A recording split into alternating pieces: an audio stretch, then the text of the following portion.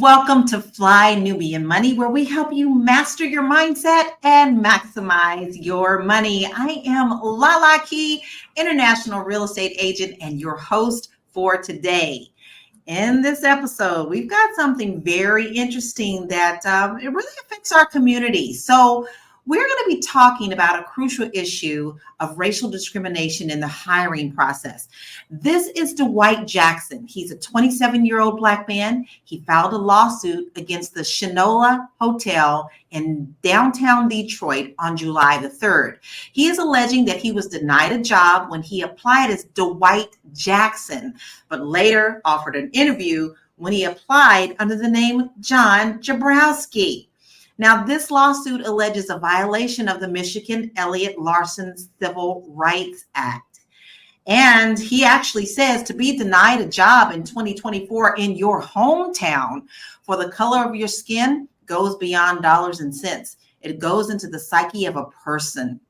So today I am joined by some awesome queens, Athena Gardner, who is our CPA and wealth coach, Madonna Brown, who is our financial strategist, and we have a wonderful guest queen of the day, Yolanda Spivey. And she is a writer, an entrepreneur, an insurance expert, an all-around favorite friend. But guess what? She actually has been experimenting and conducting similar discrimination things. So she is going to be our expert on the panel today. Hello, ladies. I'm so glad that you're here. I think this is a wonderful topic. I'm going to kick us off, though, because, listen, it was very interesting that this gentleman, to me, Dwight is a simple name. I know white Dwights, and I know Black Dwights, but the minute he changed his name, it seems like everything changed for him. So I'm going to ask you, Madonna, what is your initial thoughts on this?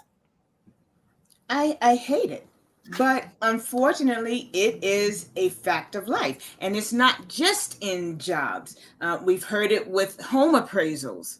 We've heard it in banking.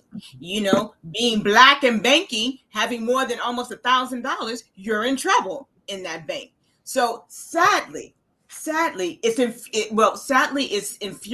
infuriating, but it's also like, really, in 2024 still? I often ask my question that I keep going, what year is this? Like it seems like I ask myself that question every single day, more than once. Athena, what are your thoughts about that? Because you have the goddess name. That's absolutely adorable. I love it. Listen, I thank my mother. Like a goddess. Thank you. I thank my mother and my father every day for that name, because that name has definitely opened doors for me, and I'm grateful for it. I feel very bad that this has happened, but I think it's a fact of life. I know that there were certain instances in my life where they were expecting an applicant that was non-Black, right? Because I'm a CPA, and I remember my resume says Athena Gardner. So there and only 2% of CPAs are Black. So I know been instances I walked in and they weren't expecting. Mm-hmm. So I think it's unfortunate, and I'm glad that this man sued and he's getting his comeuppance and reparations for the discrimination he has experienced in this situation.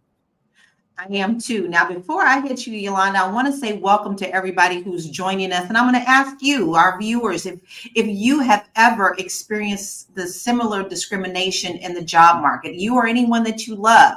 Now, Yolanda, I'm going to pitch it to you because I know that you have experience in racial discrimination and hiring practices. And I can't wait to hear what you have to share with us today. And welcome. Thank you. Thank you, ladies, for having me. I appreciate it. And, it's 2024, and I can believe that this is still going on. Yeah. I mean, after all, we're Black, so this is going to continue as long as America just, gets its act together. But yes, I did have a similar experience to the young man who went in and, tried to apply for a job under his real name and didn't get it.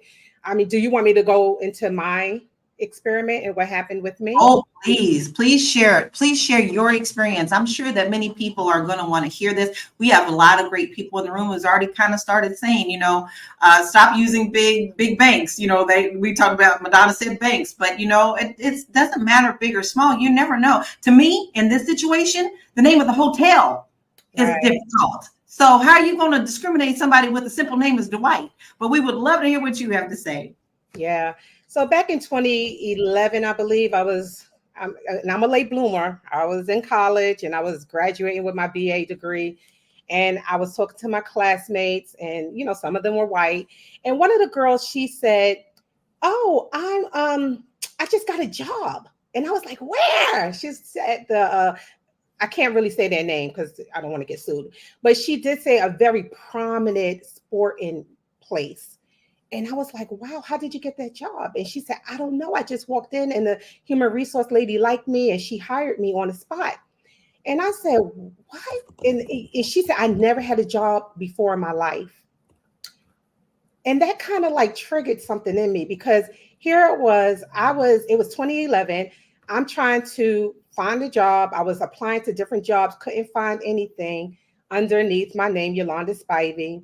And I said, something is not right. How did this little, white girl just go into an office and get a job off the bat? So when I went home, I talked about it with one of my friends and she was like, I said, I think I should do an experiment. And so she egged me on. "Yeah, do it." So I went on Monster. So my experiment from, I think his name is, what's the young man's name? Dwight? My experiment is a little bit different from his because back in the day, we had to fill out what race we were in order to apply for jobs. So on monster.com, I was applying before as Yolanda Spivey. So what I did was I changed my resume to Bianca White, kept all the same credentials. And then on Monster, I created a second profile and I put down that I was white. And when I made that resume active, I had so many people calling me in for a job. I mean, people from different places in the United States, like different states, they wanted to fly me in for an interview. They wanted to, some of them wanted to hire me on the spot because my resume was that impressive. And I conducted the experiment for like a week. And I mean, that experiment told me everything I needed to know, that yes, there is a, stalk discrimination in the hiring practices with white America. And I wanted to say this. During that time that, I was going through what I was going through, it feels so similar. At the time period, it was an election period. It was the economy wasn't doing too well. And white America at the time was holding jobs just for themselves. And they really weren't hiring Black people. So, I can understand why now, because now there is rumors that it's hard to get a job. So maybe they were holding those jobs for white people, and anyone with a Black name or who they feel is of a different race, they were not going to hire them. So the same thing happened to me. As a result, I was angry because I was shocked, and not naive, but just shocked, like, daggone, this is still going on. It's 2011. And so I wrote about it.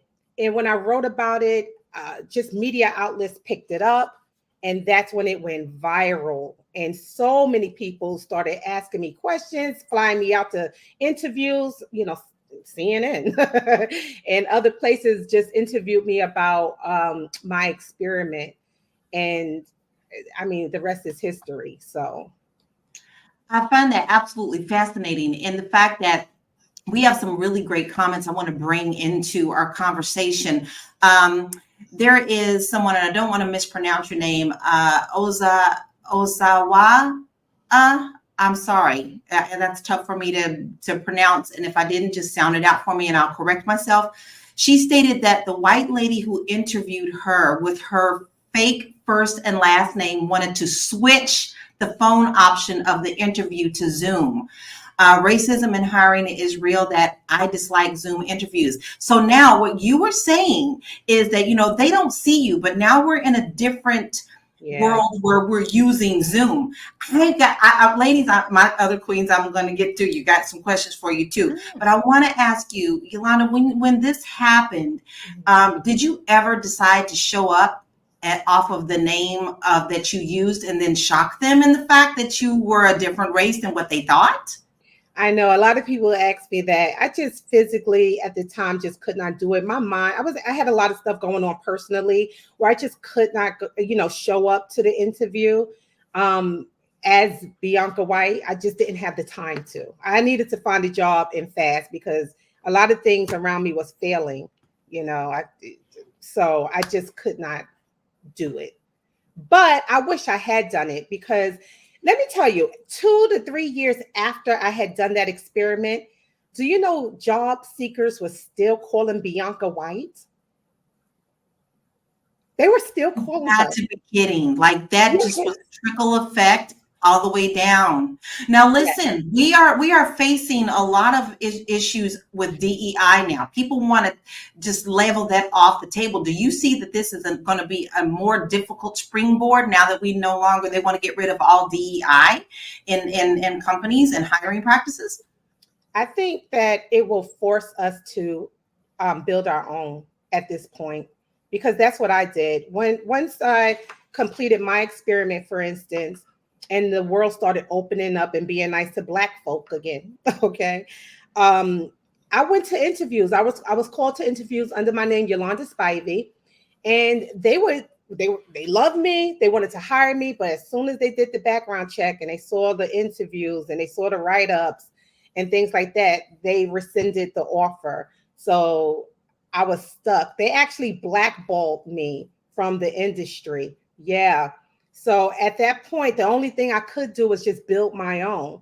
That's why I said with this DEI thing, I mean, at this point, it's time for us to build our own and hire our own people so that we can kind of buffer whatever white America is giving us. It breaks my heart that we have to be in this position and people still today don't believe that this is an issue. It's very clearly an issue. If you're just now joining us, we'd like to welcome you. You're at Fly Nubian Money. We're here Monday through Friday at 1 p.m. Eastern Standard Time. If you ever miss any of our episodes, you always can catch us and watch the replays. But if you don't want to miss us at any time because you know you're addicted, you want to make sure that you type the word Queens, Queens, to 87948, and you'll be notified every time that we go live. Then also, you can take us on the road with you. All you have to do is subscribe to us on Spotify, and it's the same name, Fly Nubian Money, and then you can take us everywhere you go. And then finally, guys, we're talking about jobs. Jobs affects money. This channel talks about money, and you can get us on our website, and we have a ton of great resources for you. We have financial classes, we have handouts. So if you just want to get your money right and tight, make sure that you go to our website, flynubianmoney.com. Today, we have a wonderful guest who has so much experience in this. We are talking about a young man who applied for a job and never got hired for it, but then the minute he changed his name to a more suitable name for white America, he got a lot of job offers, and now he is suing. And I'm actually kind of glad he did. Athena, I have a question for you. So you work for yourself, you have your own job, but you think that government regulations and civil rights plays into preventing discrimination? You own your company. Are you hiring as well? Do you take names into account? Well, I'm a pretty open-minded person and I'm Black, so I know not to judge a book by its cover. So if I were to hire anyone, I've outsourced a lot of work to different people from Indian, Chinese, Black, white, so that doesn't concern me. I do think that the changes with DEI specifically, which we've seen across states and even upper government, they're making changes to that. I think that will definitely negatively impact us across the board in industries, and whether it is private sector or whether it's in education, because that's basically saying that we're not going to be as concerned or cater to marginalized groups and Black people anymore. What I also want to even put in the conversation as something that we can consider is the effect of AI as it pertains to discrimination as a whole, but also a part of this name discrimination. Because in Smart Queen, so I do have an AI business certification from the University of Pennsylvania, and I remember when I was studying for that certification that there was a lot of biases in the machine learning technology and how the AI was working in their algorithms, and how that actually a lot of work has to be done to kind of even remove discrimination. So in the future, with all the changes in the job market, especially there's different apps that you can do the job search for you, and AI will have a role in that. I think what would be projected to happen is that we would face these situations more often, actually. I agree with you. I am really working very hard in the AI world. I'm fascinated with it. And I noticed that it is so biased when it comes to anything outside of the white world. I do images quite a bit, and I have to be overly wordy when I type in anything that looks like us, because we come in such a rainbow of beautiful colors that I have to, like, honey colored skin, mocha colored skin. You know, it's really interesting how this is also going to be affecting us, and especially many people who are using resumes with AI. Madonna, you are our financial strategist, and I want to ask you, what financial challenges are unique to those who face discrimination in the job market? Well, you can see it very, very clearly when it comes to educating our people about life insurance and what it does. Many of us in our community are still scarred by what happened to either our parents or our grandparents. And back in the day, there was some white man coming into the neighborhood. You know, their parents or grandparents were paying for life insurance. And then when they passed away, there was maybe $200, but that parent or that person had been paying for 30, 40 years, or there was nothing. So having to teach people that life insurance is not just a death benefit, and having to have our community overcome, oh no, I'm not doing that. My grandmother, my mother, it's like, no, please. I give them, I have some PDFs that I like to educate people on. So having to get that fear out of what life insurance is and say, hey, it's not what your parents has. It's your family bank. I like to let people know Stanford University was started with life insurance.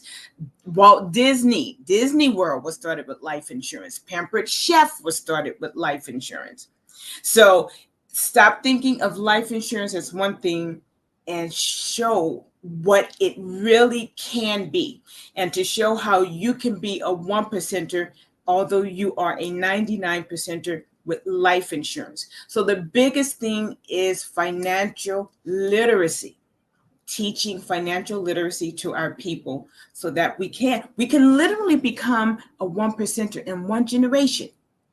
So teaching and educating. I think that's they wanted it to be very loud. What is going on with this mic? Okay. First of all, I want to say thank you, everybody. Thank you, our group. I don't know why that's doing that, because I haven't changed anything. I'm going to mute myself for a second, guys. See if that clicks anything. All right. Okay. It sounds like it did, whatever it was. We have some wonderful comments I want to talk about because this is a really important topic. Rodine Frazier says, this one hits home for me for sure. I remember shortening my name to make it easier for people, but it definitely has a psychological effect. It feels like it diminishes your identity. I totally agree. I agree with that. I have many friends who have beautiful names, and they have had to change them and shorten them because people made them feel uncomfortable about their name instead of trying to learn how to pronounce their name, which brings me to a wonderful clip I want us to bring up. There is a beautiful actress, and she has a very unusual name. So I'm not even going to tell you who she is. I'm going to bring it up and you're going to be surprised. She is very well known in a lot of good movies, but let's hear what she has to say. Ask you a question. She said, I said, can you call me Zoe? And she stopped and gave that mother look that only mothers know and have, and said, why? And I said, because no one can say Ozamaka.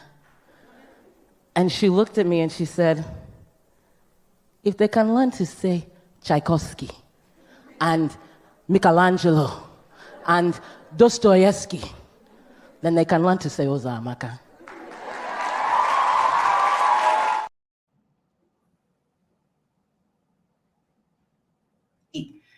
Absolutely powerful, and we all know that she went along and did I got introduced to her with Orange is the New Black, which is an absolutely wonderful series, and she did an excellent job. Yolanda, I have a question for you. With this situation and you getting all this media attention, how is it that you now could advise those with unusual names to still be able to stand in their power and know when it's discrimination or not because of their skills? Yeah, I actually wrote an article about that a few years ago for Miss Magazine, because Raven Simone supposedly has said some words on The View about Black sounding names. I always tell people to please do not mask who you are. We're on this earth for a very short period of time. Be you. Force people to pronounce your name. I have clients who are African, and some of them have the very hard names to pronounce. But I study the name and I ask them, please let me know how to pronounce it so that when I do speak with you, I'm saying your full name. Please do not shorten your name on my behalf, because I can say Arnold Schwarzenegger. I can say their name. Okay. So I say their name. I learn their name and I tell them, stand in your power and force people to learn your name. I feel that if people do not learn your name, they just dismissive of you. They don't really care to get to know you. If I love you, I'm going to learn your name. And I love exactly. And that, that was the perfect point in our show. I didn't know how to pronounce someone. And if I don't, I ask. I have always done that. I want to address a comment that we had earlier on. I didn't want to dismiss this comment because I think it's really interesting. Tasha T said, that's why I changed my son's first name and his middle name, which I never wanted to do. Made his first name Joshua for job purposes. Do you feel that we need to squash our history, our beautiful names, because we don't quite fit in with what America wants us to do? I'd love to hear your comments on this, Madonna. I would hope not. Why are you stripping yourself of who you are? So I think, yes, you have to look reality in the face. And this country, really the world, is going through something right. I wouldn't, when Black women started giving their kids different names, and there was a big uproar about the name Shaniqua or whatever. And even our own people, like in that Martin show, there were jokes, there was always the big lip, red lipstick, crazy looking woman who had a Black name. But then I remember years later, they were like, I read something, and I'm sorry, I can't recall what it was, but these were just people coming up, stripping away the European of their kids and giving them the name they felt appropriate. So no, I don't think. I mean, it's no different than an Uzoamaka coming from Africa. But in Africa, that's a very common name. Here, it may be uncommon, but it's common there. But whatever you name your child, name it with your full chest and wear it. And again, that can even be people coming from other countries who want to, because they want to be American, or I'm going to shorten it, or I'm going to, like I've seen or heard or known quite a few Asians who their name is something over in Asia. And then they come here, oh, my name is Sue. It's like, really? Is your name Sue? So no, say it with your full chest and make people learn it like Yolanda said. That's right. I have a real who is her mother came over from, I believe, Korea, and her name is Pei, but it's pronounced Bonnie, because when her mother first came over, she kept saying she was saying Pei, but the immigration didn't know how to do that, so they spelled it Bonnie. So she now she has the story saying she makes it a joke, like my name is Pei, but my mother sounded like she was saying Bonnie, so they put Bonnie on my paperwork. So and to me, that was completely disrespectful. The fact that we just assumed that's what it was, it didn't correct it or make a correction. She is about the same age as I am, about 53, 54, and she has lived with this story her whole life. And I find that it's not just our communities, but there are other communities who have unusual names that are also facing this same thing. I am loving how many people we have in here. We've got some great comments. We have got some good conversation going on. Athena, I do want to ask you, are we putting too much on a name? Other groups use nicknames. Hey, I go by Lala. What are your thoughts on that? Listen, the wise words of Birdman, put some respect on my name, honey. Okay. But in all seriousness, that is a question that I've always contemplated as well, because I remember going through grad school and my early career in accounting, and a lot of my Asian peers who were from China, grad school, trying to get their firm job and get that H-1B visa, honey, they had what was called an American name, because their Asian name was often too difficult to pronounce or whatever, or to adapt to the culture, or to just make it easier for everyone to address them. And I've seen that in corporate America all the time. And I remember also when I was in grad school, I dated an African guy. He was 6'7", he was cute. But his name was ridiculously long. It was like Muna Chim, it was one of those African names, which I would have taken the time to pronounce, right? But he did everyone a favor and just shortened it to Muna, and that was what he was called. So what I appreciated, and not to say that I'm telling everyone that they need to do this, but they were like, listen, I'm not going against the tide. I'm not going against the current. Okay, I have other fish to fry. I'm trying to make a way in America. If me shortening my name, having an American name, having a nickname to get to the positions that I need to get, and then once I'm there, I can impose my name all I want. I liked that strategy. Sometimes we just need to. You have to pick what is more important, what's more beneficial, because guess what? These societal structures, racism, all of that is not changing overnight. So is it better to use strategy or have a nickname? Because even in a lot of job applications now, they ask for your nickname. Just put your little nickname on there, get the job, and then on the first day you say, you know what, I prefer to be called so-and-so. I agree. I've been called Lala from the very beginning, but I have a very simple name. It's Laura. And that is a very also common Caucasian name. So I never had that issue, but I do have the issue when I'm in front of people because of my light skin, them assuming things about what I am. And I have heard some things standing in front of people that were absolutely horrendous and would burn your ears.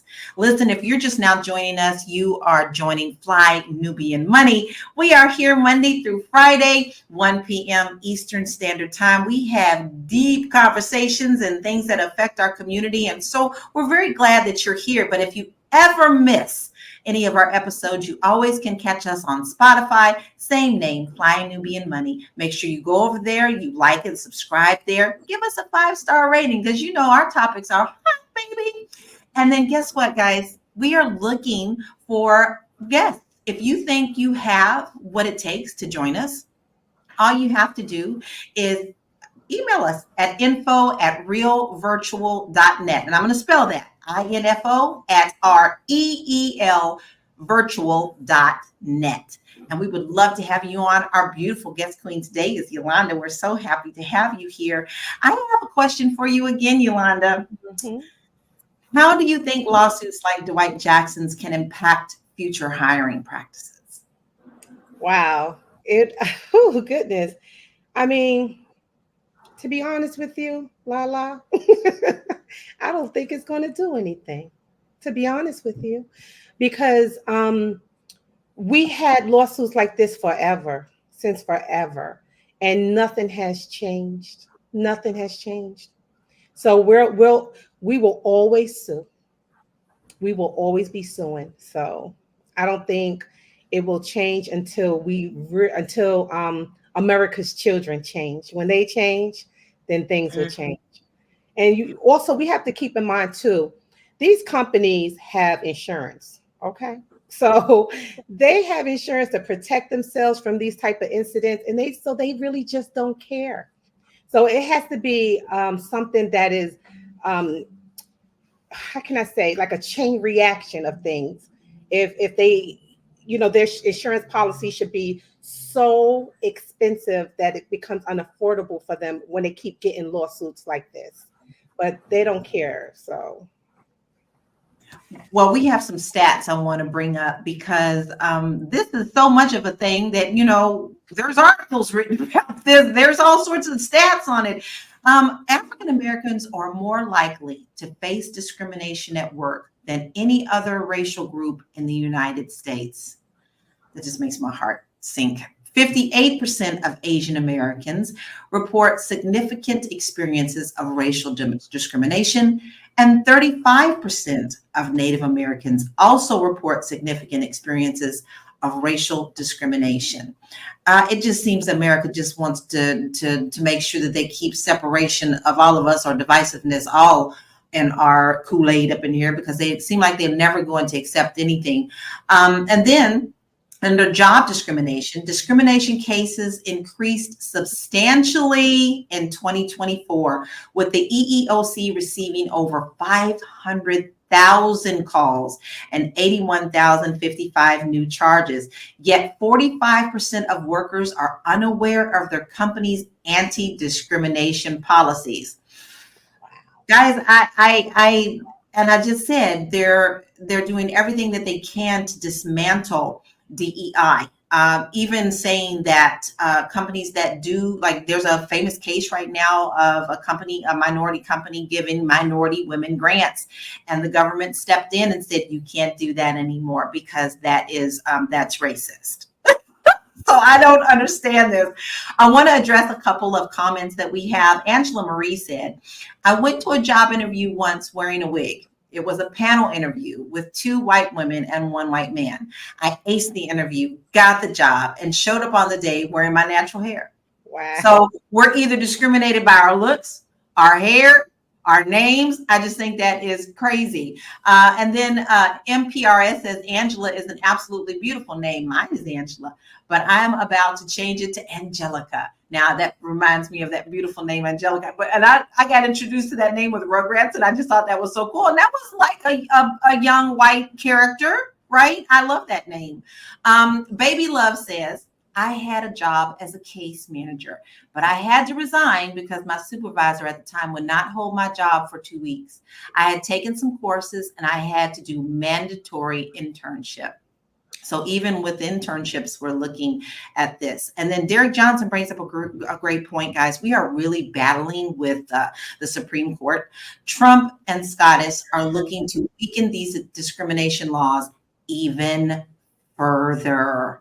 Guys, we have such a battle ahead of us. So Yolanda, I know you're a queen today. I keep throwing questions at you, but Please bring them. you have such an experience in this, and I don't want to miss this opportunity.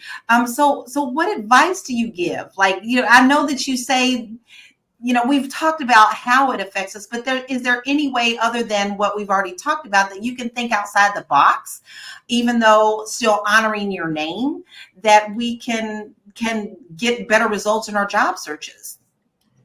Oh goodness. I think it's on an individual level, on what to do as an individual, as who you are.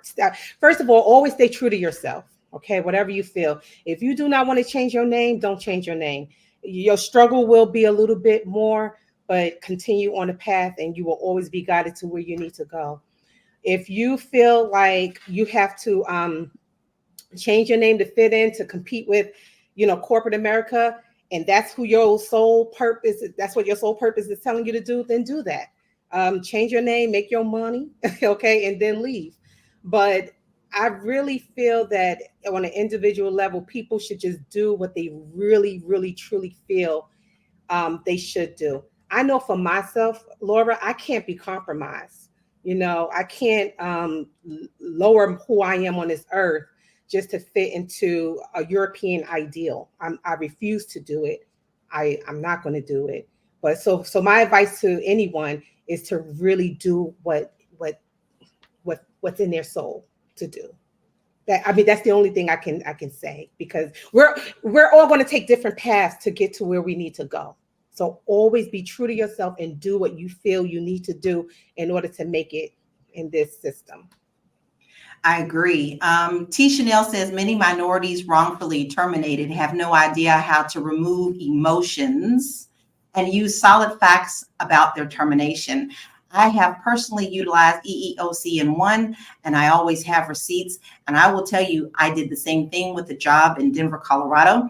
I had worked with a company for 5 years, and it was a small company.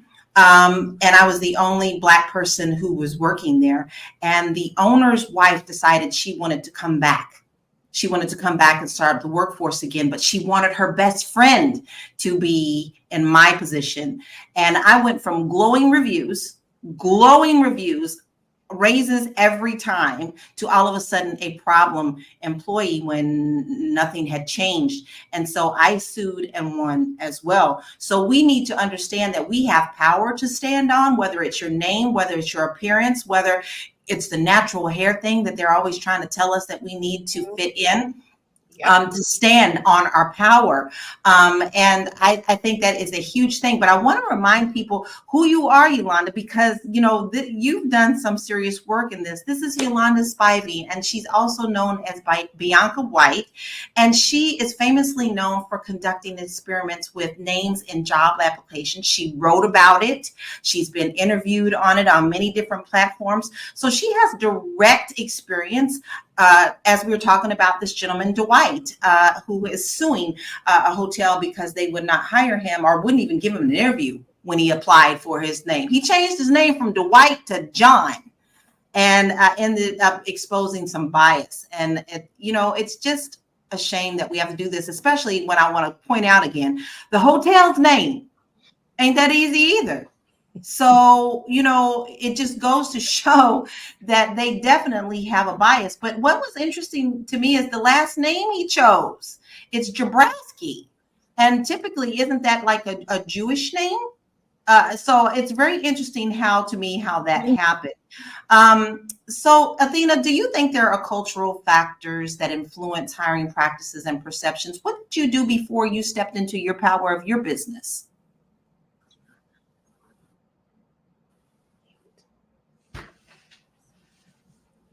Firm. And I would definitely say that there are some cultural factors in regard to this, because like I said, I had American, Chinese colleagues, African colleagues, and they always had a nickname or a condensed version of their name. I've been in rooms where people did not expect me to be a Black person, a Black woman because of my name. People usually think that I'm Greek or white or whatever the case may be.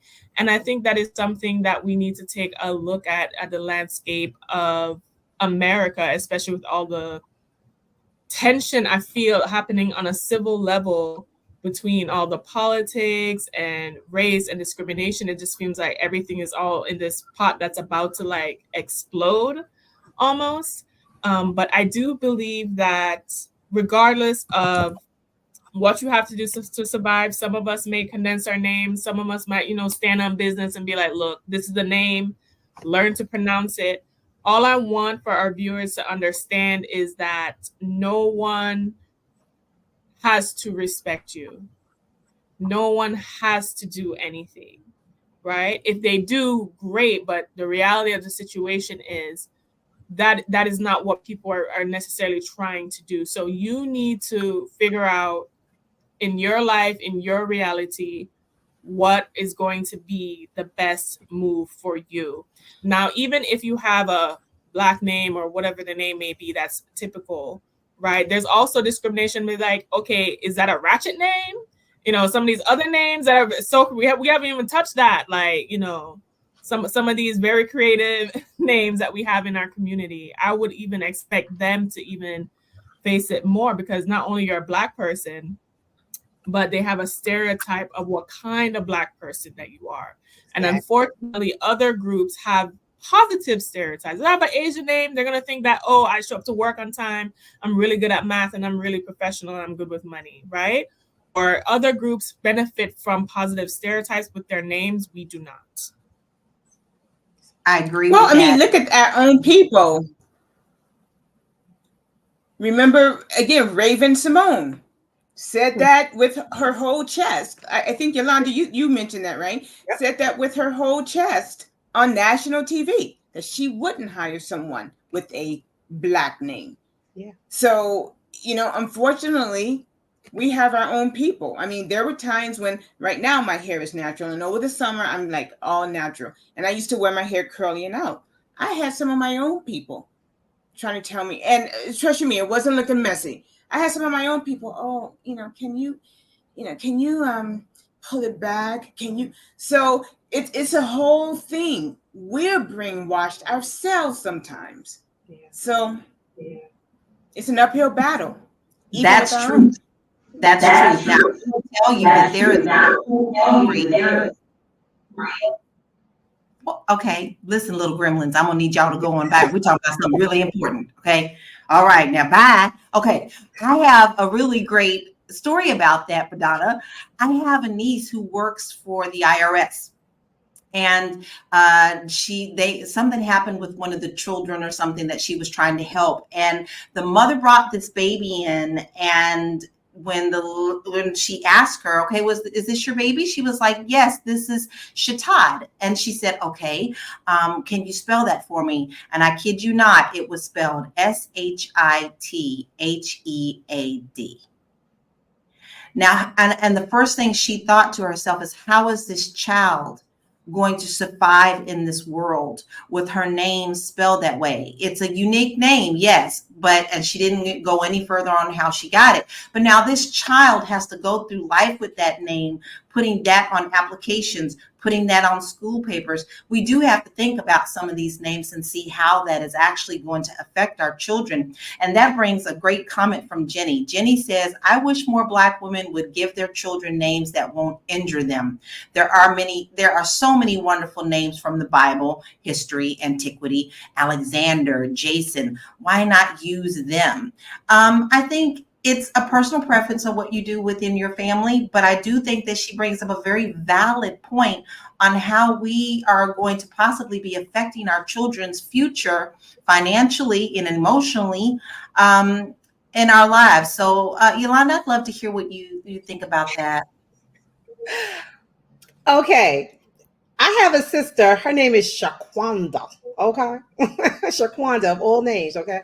Exactly. And she is vice president of the division of Ciroc. So, like, she never ever diminished who she was. She never ever diminished her name. She never said, "Oh, call me shy," or any of that. She never ever. And this is the name my mother gave her, because this is the name my mother was compelled to name her. So I feel, again, if you want to Name your child Jaquan, Daquan, whatever. Name your child Daquan, okay? And let Daquan be great in the world and set him up for greatness. And the more we conform, the more you lose your self-identity. The more you conform, okay? Let them conform to you. They need your talent. They need you, you know?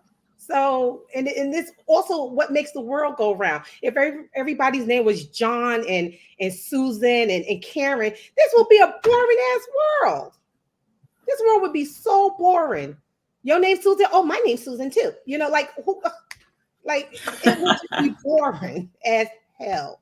I really feel that we should do what's in our souls again. Whatever compels you, what you want to name your child. Of course, it has a meaning. Every child's name has a meaning, and go for it. And don't let that name stifle your child's future. Because I know that, you know, we live in this world. Look, I'm being a realist. I know we live in a world where they are going to judge them by their name. And it may take them a longer time to get to where they need to go, but they will go where they need to go always. Everything that's for you will always be for you. Nothing will ever pass you. So name your child Daquan. Name him Shanae, whatever you want to name your kid, name them that. That's your prerogative. That's your right. I believe you are so right on that. And I am really sad because we know that you have to go, but I am so grateful that you joined us today and shared your experiences and your wealth of knowledge. We are grateful to you for joining us today, but can you please let us know where we can find you so that we can follow you? Yes, y'all. So my name is Yolanda Spivey. You can reach me on Facebook, Yolanda.Spivey, Instagram also, Yolanda.Spivey. My website, if you guys are interested in any type of insurance products, we can insure your pinky toe down to your life. So give us a call, www.mwhitney.com. Again, mwhitney.com. Our number is 833-28. Is it 289? So our number is 833 buy black, and black is BLAK. 833 buy black, BLAK. Trying to figure out where else can I'm on TikTok now. My assistant put me on TikTok, so I'm TikToking now. I don't know what he got me doing up there. We love it. We love seeing you everywhere. So we'll definitely be looking for you on that. I love me a TikTok too. Yeah. But ladies, thank you so much for this. I appreciate the conversation. I'm so sorry I have to go. But we'll have you again. Happy birthday. Thank you. Thank you. Thank you. If you're just joining us, you are watching Fly Nubian Money, and we are here Monday through Friday at 1 p.m. Eastern Standard Time. If you do not want to miss any of our episodes, it's so simple. All you have to do is take your little personal assistant right here and type in the word Queens, QUEENS, and type it to 87948. Also, you can catch us on Spotify, same name, Fly Nubian Money. Make sure you go over there and take us on the road with you. I want you to also like and share and continue the comments, because we love being interactive with you. This is not just a talk at you show. This is a talk with you show, and we'd love to hear some of your experiences. But if you also think that you've got what it takes to come and join and be a guest queen, such as Yolanda today, we would love for you to email us at info@realvirtual.net. That's info@REELVIRTUAL.net. And if you want to get your money right and tight and you don't know where to begin, all you have to do is go to our website at flynubianmoney.com. We have a lot of wonderful resources for you there, courses, and you can kind of get an idea of where you can get started, because you know what? We don't all get educated on what to do with our money. And sometimes we're confused, and we want to make sure that we have those resources for you. I want to address a couple of the comments that we have. Ayana, I love that name. Ayana Franklin says, yes, stop letting other people decide what's ghetto and appropriate. We decide what's right in ourselves. And I do know, remember guys, in the 70s, we grew up with a lot of times there were Black power names and Black pride names that were using names directly from Africa and adding those in. But I want to ask people in the comments, what is one of the most unusual names that maybe you have heard that you thought was beautiful and you just kind of embraced it, or you thought it was something that was, because we all think it, just like I told you about that story that she came in with the child's name, is this something that's going to hurt the heart or harm the child later? Because we all have come across some very unusual names. We got two ladies here that have got beautiful unusual names, Athena and Madonna. I feel so plain. I need to be named Angelica or something. I love Madonna. First of all, I love Madonna, the artist. I love the name. You can just go by one name, honey. You know, when you have a great name. She has that. I love it. I love it. I love it. So Baby Love says her name is Marshall Henderson, and I am not going to change it. I love that name. My first name is French. I don't have French in me, but I do have German in me. Our people have been through so much. God help us. Yes, Lord, we have. It seems like we are battling on every hand. But what I've noticed, ladies, is I've also noticed that many Caucasians are now also adding some of these names into their children as well. Madonna, is this something that you have seen in your communities and in your business? Have you seen more different cultures embracing unusual names? Say in what I do, have I, seen those kinds of names, but that white America is doing it. Does that really surprise you? Haven't they always followed our lead? So, to say that they're doing that and that we're surprised, no. This is kind of off the beaten track, but you know how Black kids, they have the big send off for the proms, and you see the comments, so ghetto, so this, so that. Someone made a comment about a month or two ago. She says, watch, white people are going to start doing it, and it's going to be unique. It's going to be different. So, they're always following us. So no, it doesn't surprise me that they're including our names now. I think it's very interesting that they are, but usually those people are what I call our allies anyway. Those that do embrace our culture do have a respect for our culture as well. When I was a kid and we were playing make-believe, I always pretended to be my sisters. I never wanted to be anybody famous. My sisters' names were simple, Emily and Ruth. I thought those were gorgeous names. But I also loved Becky, who was across the street from me. And I also loved Shaquanda, my first grade friend. So I felt that the more diversity I had in my life, it also bettered my life as well. Athena, what about you? When you were growing up and playing make-believe, was you pretending to have babies? What was their names? Listen, my baby's names were like of different goddesses. I was very like, I've been doing this goddess thing since forever. So, not really. But you know what? If you have a ratchet name, embrace a little ratchet name, right? It makes you stand out in a crowd. Own it. I mean, if I had a name like Shaquanda Leisha, I would probably use a nickname on the resume. I'm not even gonna lie.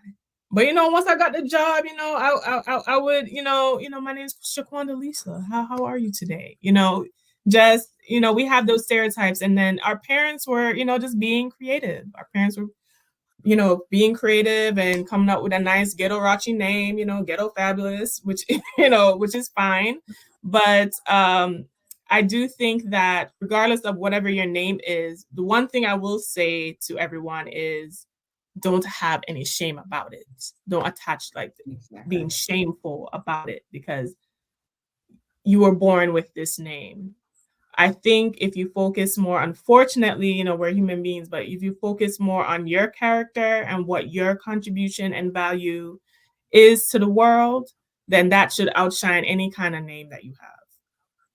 I agree. And we have someone who says, that they love your name, Goddess Athena, and I do too. I think that's absolutely wonderful. I love Madonna too. Hey, listen, we got a couple of other good comments I want to address. Baby Love said, and I think this is a good point. If you graduated from an HBCU and put that degree on your resume, you will get very few interviews. So it's not just our names. Sometimes they do look at our resumes and see certain things that give away our race. And that's not always true, because a common myth is that HBCUs are only for African Americans. That's not true. That's not true. They're open to everyone. So, and then we have All Things Beauty, who said, my name is Vinci and no one can pronounce it.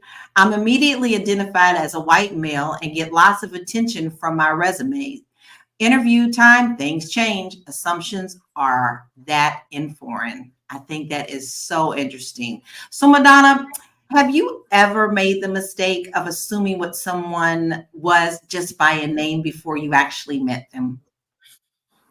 Absolutely. Do I remember the, exact event? No. But of course, I have been surprised when I see a name and then the person walks in the door, So yes, I have. I mean, I remember even for me, I went to, I didn't complete there, but I went to Brandeis University, and I had a Jewish roommate, and they, introduced us by a male.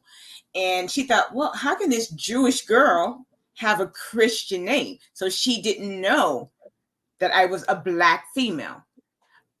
So when we met, she was like, oh, I was wondering how a Jewish girl could have a Christian name. So, I've done it, and it's been done to me. I've just never had that issue, just because I'm just named Laura. Everybody thinks Little House on the Prairie with my name. So here's something. Here's our, we're getting ready to wind down, but someone in our comment earlier did say that they changed their child's name because they felt that they would give them a better opportunity in life. Athena, is this something that you would consider if you thought that this was something that would hold your child back in the future? First of all, any child coming from this womb, honey, is going to have a spectacular name out the gate. I'm not even wasting any time making any mistakes with that. But if I felt like the name that I originally gave my child was becoming an issue in their life, I wouldn't automatically change their legal name. I would maybe suggest that they come up with a nickname and leave that type of responsibility to them when they're older and old enough to legally change their name on their own and come to their own conclusion about whether or not they felt it was important for them to do that. But I would be in full support of it if that was something that they wanted to do. Because I feel like you can just put a nickname on a resume. Most job applications, most resumes allow for nicknames. Most companies allow for nicknames anyway. So I don't even think that, changing the entire name is anything that even needs to happen. Because like I said, what we've all expressed here, and then even in our comments, that is, we have to step into our power. Everybody has a different life journey, and we all have to be able to live that journey in our full being of who we are. But if you feel like something is holding you back, there's no shame in your game, and feeling like you really, if you need to change it, do that. Ladies, I have enjoyed this so much, and I want to thank our audience, our viewers, who have given us wonderful comments and spent some time with us. I would actually love to hear your final thoughts on this, and I'm going to begin with you, Madonna, and can you please tell us where we can find you? Hey everyone, again, my name is Madonna Brown. I can be found on TikTok. I am the Insurance Queen, and I am Madonna B on Instagram. But it's time for we as a people to take back our power and create for ourselves. Everything is being dismantled that was done for us because of more than 400 years of slavery and injustice. So it's time for us to create our own. It's time for us to take responsibility for our own. I'm not saying you have to step out of the scene, but if the scene isn't providing you what you need, as we've said and heard for a long time, build your own table. Build your own table. Don't wait for anyone else to permit you to sit at it. That's powerful. T-shirt time, Madonna. T-shirt time. We need you to make a T-shirt. What are your final thoughts on this, and where can we find you? Listen, Madonna, if I had my tambourine, I need to start bringing my tambourine to the shows. But my final thoughts are this. Listen, Birdman did a thing when he said, put some respect on my name, honey. So that is the energy that you need to have when it comes to your own name. But I will also say, if you are finding that your name is stopping you from a job, stopping you from a bag, then you might want to use the strategy of a nickname just to get you through the door, honey, because we do not believe in swimming upstream, and hard work is not our ministry over here. Now, ladies, if you love anything that I have said, if you want to level up your own bag, become confident with your finances, and to create the wealth you deserve, you can always find me at wewealthwomen.com and at wewealthwomen. Today we discussed name and hiring practices and how that may affect employment.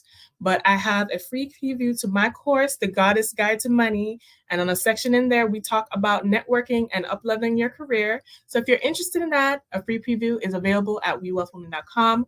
I love you guys, and it would be lovely to be your queen for today. I absolutely love that. I love being a part of this family, Queens, and I'm so appreciative of both of you. All of our queens here are fantastic. You want to make sure that you follow them. My message to you today is we all have a life journey. It took me a long time to learn that. I always wanted to fit in and be the person that everybody loved.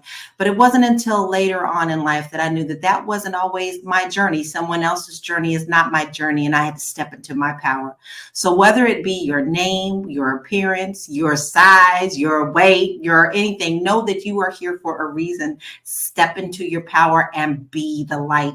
And you can find me. I made it real easy. You can find me everywhere. bit.ly/Laura Key Info, and you can catch all my socials there. Now, I want to take the time to say thank you so much for joining us today. You have been watching Fly Nubian Money, and we are here Monday through Friday at 1 p.m. Eastern Standard Time. Now, how do you not miss an episode? Well, you simply just type the word Queens, QUEENS, to 87948. And then head on over to Spotify and subscribe to us there. And then also, if you want to join the conversation, come in and be a guest like we had Yolanda Day. Absolutely fabulous. If you missed any of this, go back and watch it from the very beginning. All you have to do is email us at info@realvirtual.net. That's info@REELVIRTUAL.net. And finally, if you want to get your money right, because this is what we do here, we help you to up your game on money. You want to visit us on our website at flynubianmoney.com, where we have plenty of resources and courses for you to get yourself out of the dungeons of debt maybe, and just figure out what you could do with your life, with your money. Again, we say thank you. We are here Monday through Friday. We appreciate your comments. And guess what? Keep them going, because all of us like to go back and watch them, and we may also be able to respond to you on any platform that you are watching us from. Thank you, ladies, for being here today. Why don't you come off of your mics and let everybody know goodbye, and we will see you tomorrow. Be well, y'all. Bye. Bye. Thank you so much.